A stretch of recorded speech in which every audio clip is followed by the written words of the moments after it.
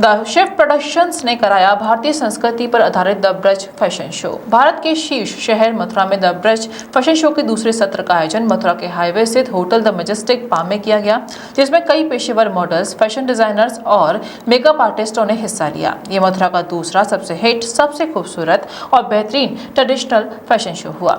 Hotel के director ने इस तरह के कार्यक्रम की सराहना की और आगे भी ब्रज के लिए सहयोग करने की बात कही। वहीं शो के आयोजक और निर्देशक शिवम पाठक ने अपनी कड़ी मेहनत के बाद शो का इतिहास रचा। उन्होंने फैशन शो की इंडस्ट्री में ब्रज में ट्रेडिशनल फैशन शो करके भारतीय परिधान और पहनावे को बढ़ावा देकर एक अलग ही पहचान बनाई है। उनका कहना है कि हम उन बच्चों को भी मंच प्रदान करते हैं जो अपने सपने को साकार करने में असमर्थ रहते हैं और मॉडलिंग के क्षेत्र में अपनी प्रतिभा दिखाना चाहते हैं। सबसे पहले तो अभी न्यूज का ब्रज फैशन शो एवं द शिव प्रोडक्शंस की तरफ से हार्दिक अभिनंदन एवं स्वागत कि आज अपना भी महत्वपूर्ण समय निकालकर हमारे ब्रज फैशन शो महोत्सव जो कि मथुरा के सुप्रसिद्ध द मिस्टिक फार्म होटल में हो रहा है, वहां पर पहुंचे हैं। आपका हार्दिक अभिनंदन। मैं आप लोगों को ये बता देना चाहता हूं कि जैसे कि हिंदुस्तान में, हमारे भारतवर्ष में फैशन शो का जो सिलसिला जारी है वो बहुत ही अच्छे लेवल पर उठ चुका है। तो उसी के उठते हुए लेवल को देख के जैसे कि हम लोग चाहते हैं कि कुछ न कुछ नया कार्यक्रम किया जाए और जिससे कलाकारों को एक मंच प्रदान कर सके।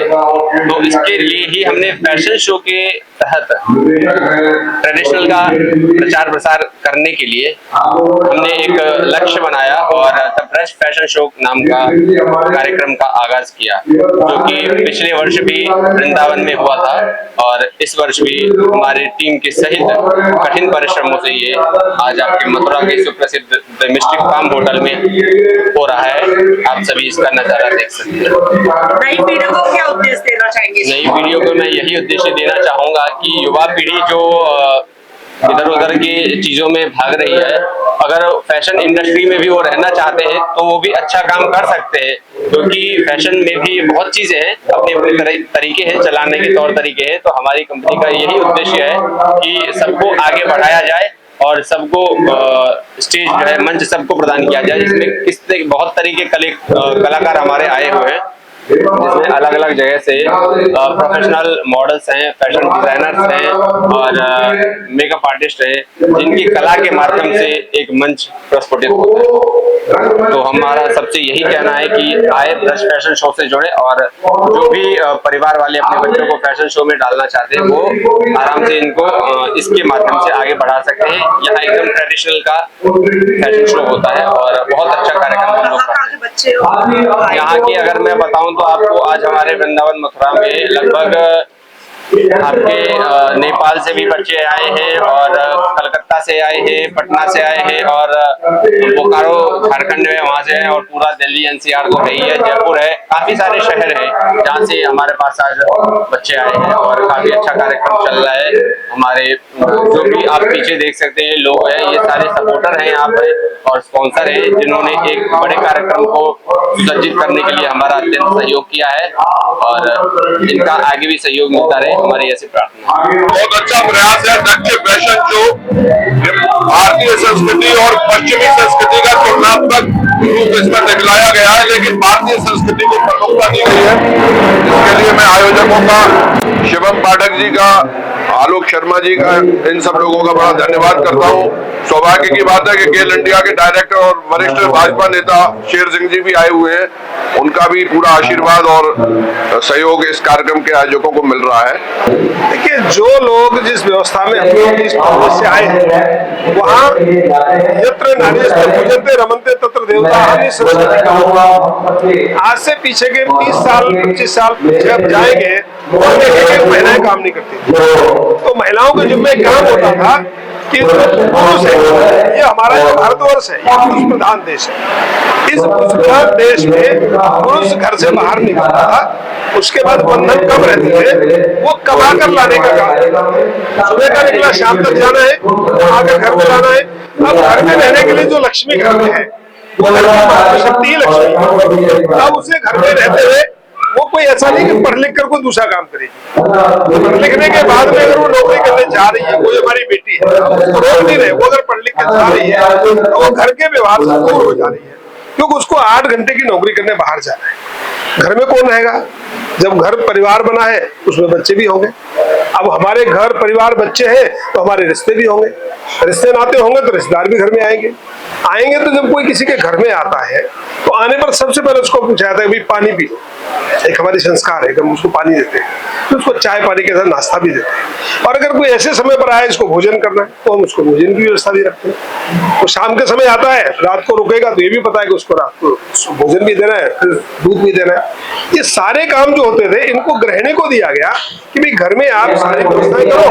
फिर बच्चों का लालन पालन है तो बच्चों का लालन पालन भी करना है तो क्या करेंगे? फिर उस काम के लिए हम आया रखते हैं। उसी बेटी को, बेटी काम पर जा रही है, उस पैसे के आधार पर वो सुबह 8 बजे से शाम के 5 बजे तक काम करेगी, दिन भर में बाहर से आएगी, थकान होगी, बच्चे को डाल दे पाएगी। इसलिए कुछ लोग ऐसा सोचते हैं जिनकी संपन्नता है वो उसको वहां पर रखे, और उसके बाद भी जो बेटियां महिलाओं को आगे बढ़ाया जा रहा है हर योजनाओं में, हर चीजों में। देखिए, जब कोई बराबर में आ जाता है, जब बराबर में निकलना शुरू करता है, जब हमारी इच्छाएं जागृत हो जाती है, तो इच्छाओं के साथ हम उसको रोक नहीं सकते। रोकते हैं लेकिन रोक नहीं सकते। और जब वो निकल गई बेटी, मान लीजिए बेटी पढ़ने चली गई, हम उसको पढ़ाना है, अब वो नहीं पढ़ेगी तो हम उसको रोकेंगे तो विरोध करेगी तो मन का चीजें खराब होंगी, तो फिर आता है चलो भी इसको जाने दो। जब वो जाकर किसी काम में लगती है तो अपने काम को करती भी है। अब आज आप देखिए, देश की राष्ट्रपति, एक ऐसा उदाहरण देश के अंदर है, राष्ट्रपति मुर्मू जी हमारी किस परिवार से आई, इतने छोटे परिवार से आई, क्या क्या विपरीत परिस्थितियां उन परिवारों के साथ आई, पढ़ी भी, नौकरी भी की, पति भी नहीं रहे, बच्चे भी नहीं रहे, उसके बाद में वो सामाजिक जीवन में आई, राजनीतिक जीवन में आई, वो चुनाव लड़ी, उसके बाद आई। ठीक है, वो इस तरह से रहेगा, लेकिन अगर मेरे घर की व्यवस्थाएं ठीक है तो उस घर की व्यवस्थाएं भी करने के लिए कोई न कोई चाहिए। सामान्य रूप से आप देखेंगे राष्ट्रपति के साथ भी पूरा स्टाफ काम करने के लिए, हम भी काम करेंगे तभी पूरा होगा। तो ऐसा नहीं है, जो लोग पढ़ना चाहते हैं, लिखना चाहते हैं, आगे चलना चाहते हैं, जा सकते हैं, लेकिन क्योंकि हमारा जो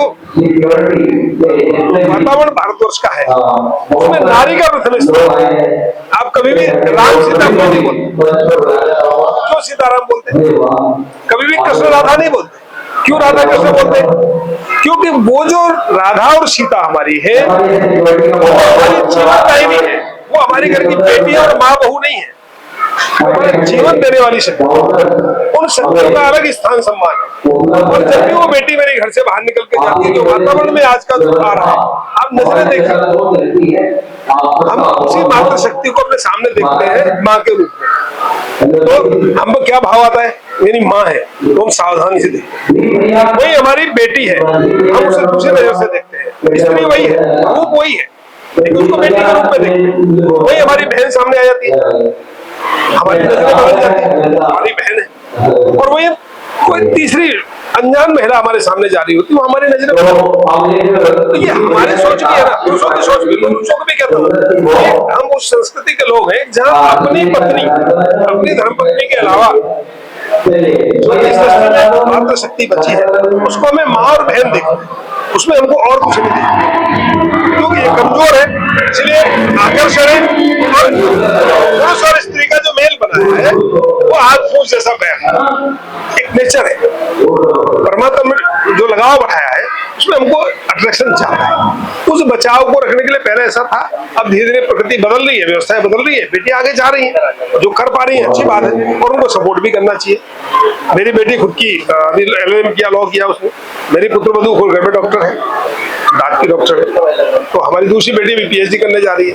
तो ऐसा कुछ नहीं, मेरी माँ बिना पढ़ी लिखी थी, अंगूठा लगाती थी, मेरी पत्नी ग्रेजुएट आई, आ गई, वो और उससे बड़ी आ गई, बदलाव है, स्वीकार करना। Rajiv Academy for Technology and Management, 7th rank of MBA by AKTU. Assured placements among top-notch global companies, regular workshops, training programs, seminars and guest lectures, frequent industrial visits for practical exposure, systematic and well-structured training classes to enhance communication, life skills, technical and aptitude skills, a lively campus life, cultural and sports events and extracurricular activities, highly qualified faculty members, multimedia classrooms and state-of-the-art AC infrastructure amidst lush green and enthralling ambience.